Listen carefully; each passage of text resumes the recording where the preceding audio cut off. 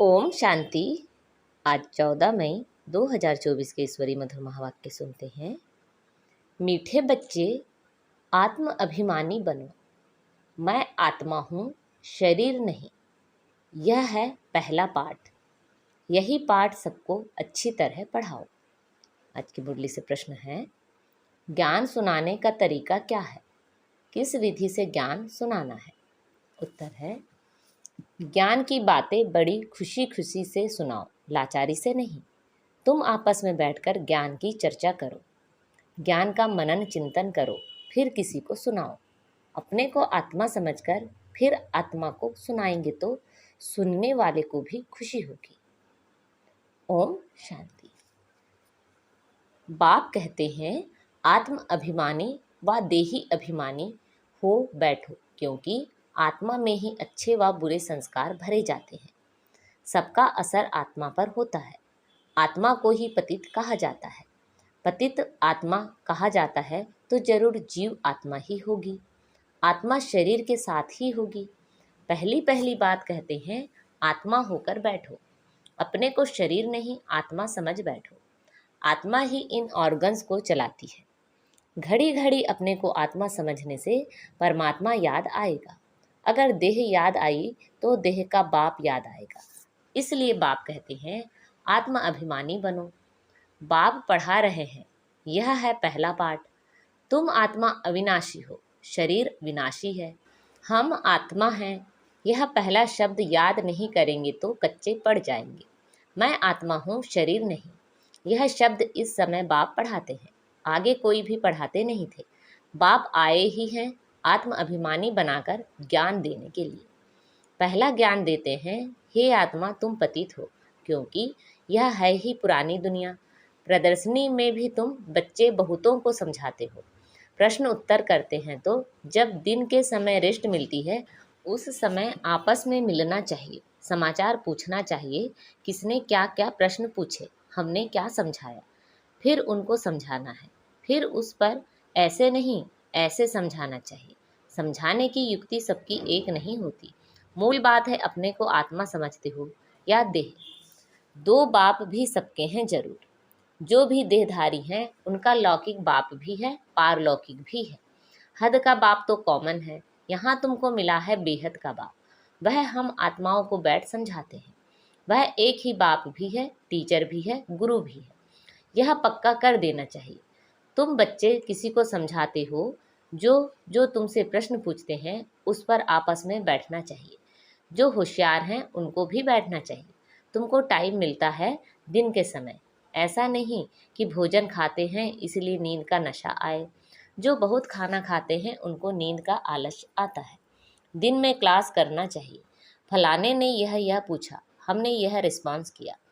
प्रश्न तो भिन्न भिन्न पूछेंगे, उनका रिस्पॉन्स भी चाहिए, रियल देखना चाहिए। उनको कशिश में लाया, सेटिस्फाई हुआ, नहीं तो फिर करेक्शन निकालनी चाहिए। जो होशियार हैं उनको भी बैठना चाहिए। ऐसे नहीं खाना खाया जल्दी नींद आए।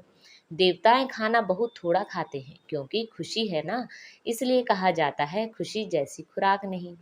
तुम बच्चों को अथाह खुशी होनी चाहिए। ब्राह्मण बनने में बड़ी खुशी है। ब्राह्मण बनते ही तब है जब उनको खुशी मिलती है। देवताओं को खुशी है ना, क्योंकि उन्हों के पास धन महल आदि सब कुछ है, तो उन्हों के लिए खुशी ही काफ़ी है। खुशी में खाना भी बहुत थोड़ा सूक्ष्म खाएंगे। यह भी एक कायदा है। जास्ती खाने वाले को जास्ती नींद आएगी। जिसको नींद का नशा होगा वह किसी को समझा भी नहीं सकेंगे, जैसे लाचार। यह ज्ञान की बातें तो बड़ी खुशी से सुननी सुनानी चाहिए, समझाने में ही सहज होगा। मूल बात है बाप का परिचय देना। ब्रह्मा को तो कोई जानते नहीं। प्रजापिता ब्रह्मा है, ढेर की ढेर प्रजा है। यह प्रजापिता ब्रह्मा कैसे होगा, इस पर बहुत अच्छी रीति समझाना है। बाप ने समझाया है, इनके बहुत जन्मों के अंत के भी अंत में वानप्रस्थ अवस्था में मैं प्रवेश करता हूँ। नहीं तो रथ कहाँ से आए? रथ गाया हुआ है शिव बाबा के लिए। रथ में कैसे आते हैं, उसमें मूंझते हैं। रथ तो चाहिए ना। श्री कृष्ण तो हो ना सके, जो जरूर ब्रह्मा द्वारा समझाएंगे। ऊपर से तो नहीं बोलेंगे ब्रह्मा कहाँ से आया। बाप ने सुनाया है, मैं इनमें प्रवेश करता हूँ। जिसने पूरे 84 जन्म लिए हैं, यह खुद नहीं जानते। मैं सुनाता हूँ। श्री कृष्ण को तो रथ की दरकार ही नहीं। श्री कृष्ण कहने से फिर तो भागीरथ गुम हो जाएगा। श्री कृष्ण को भागीरथ नहीं कहा जाता। उनका तो पहला जन्म है प्रिंस का। तो बच्चों को अंदर में विचार सागर मंथन करना चाहिए। यह तो बच्चे जानते हैं, वह बातें तो नहीं जानते जो शास्त्रों में लिख दी हैं। बाकी यह तो ठीक है, विचार सागर मंथन किया हुआ कलश लक्ष्मी को दिया है, उसने फिर औरों को अमृत पिलाया, तब स्वर्ग के गेट खुले। परंतु परमपिता परमात्मा को तो विचार सागर मंथन करने की दरकार ही नहीं। वह तो बीज रूप है, उनमें नॉलेज है, वही जानते हैं। तुम भी जानते थे।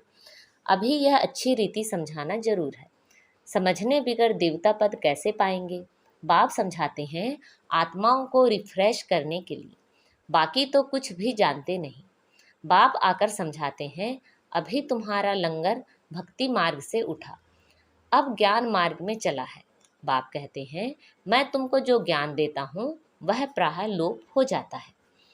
एक है निराकार, दूसरा है साकारी। बाप समझाया तो बहुत अच्छा जाता है, परंतु माया ऐसी है जो कशिश कर गंध में ले आती है, पतित बन पड़ते हैं। बाप कहते हैं बच्चे, तुम काम चिता पर चढ़ एकदम कब्रिस्तान में आ गए हो, फिर यहाँ ही परिस्तान होगा जरूर।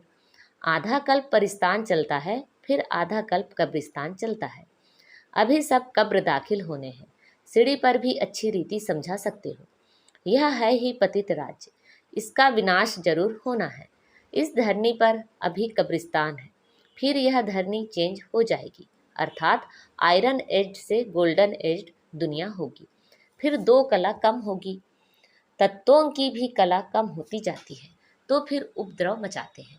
तुम सभी को अच्छी रीति समझाते हो, अगर नहीं समझते तो गोया कौड़ी मिसल है, कोई वैल्यू नहीं है। यह वैल्यू तो बाप बैठ बतलाते हैं। गाया भी जाता है हीरे जैसा जन्म। तुम भी पहले बाप को नहीं जानते थे, तुम कौड़ी जैसे थे, अभी बाप आकर हीरे जैसा बनाते हैं। बाप से ही हीरे जैसा जन्म मिलता है, फिर कौड़ी जैसे क्यों बन पड़ते हो? तुम ईश्वरी संतान हो। गायन भी है, आत्माएं परमात्मा अलग रहे बहुकाल। जब वहाँ शांति धाम में है तो उस मिलन में कोई फायदा नहीं होता, वह तो सिर्फ पवित्रता व शांति का स्थान है। यहाँ तो तुम जीव आत्माएं हो और परमात्मा बाप उनको अपना शरीर नहीं है, वह शरीर धारण कर तुम बच्चों को पढ़ाते हैं। तुम बाप को जानते हो और कहते हो बाबा। बाप कहेंगे ओ बेटे, लौकिक बाप भी कहेगा ना, हे बाल बच्चे आओ तो तुमको टोली खिलाऊं, झट सब भागेंगे।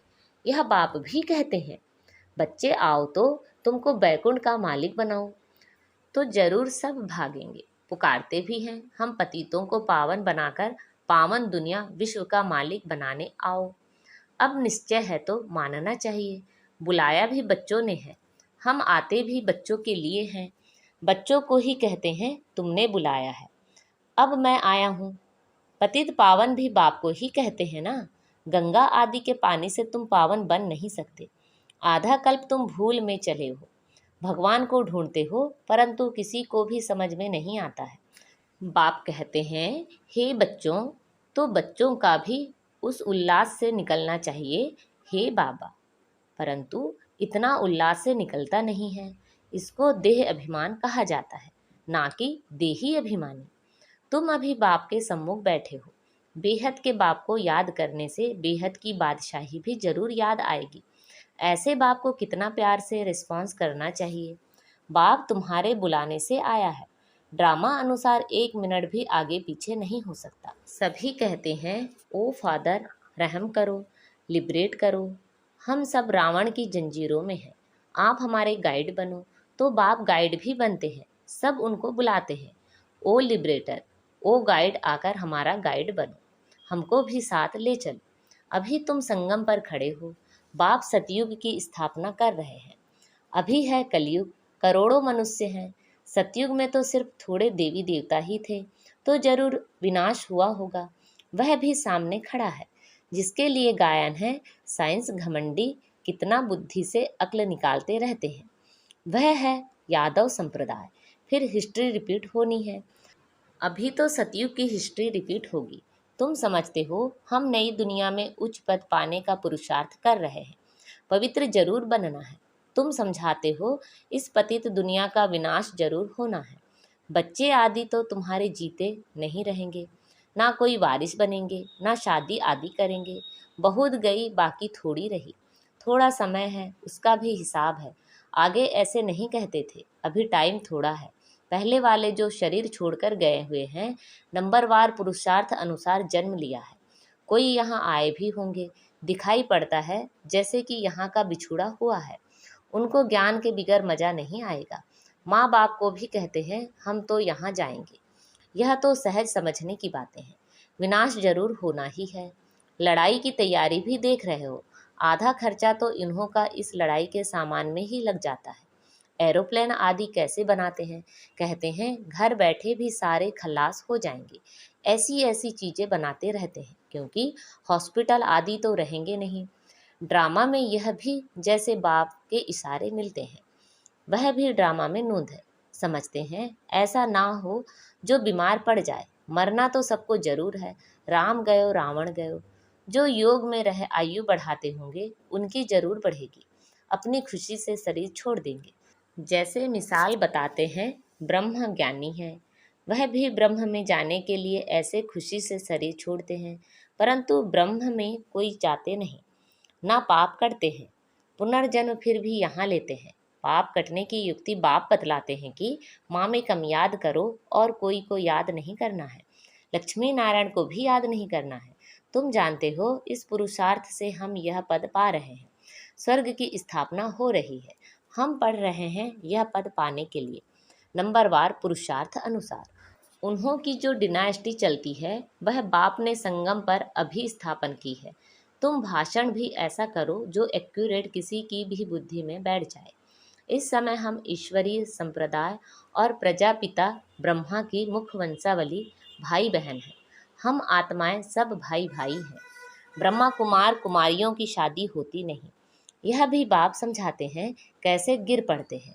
काम अग्नि जलाती है, परंतु डर रहता है एक बार हम गिरा तो की कमाई चट हो जाएगी।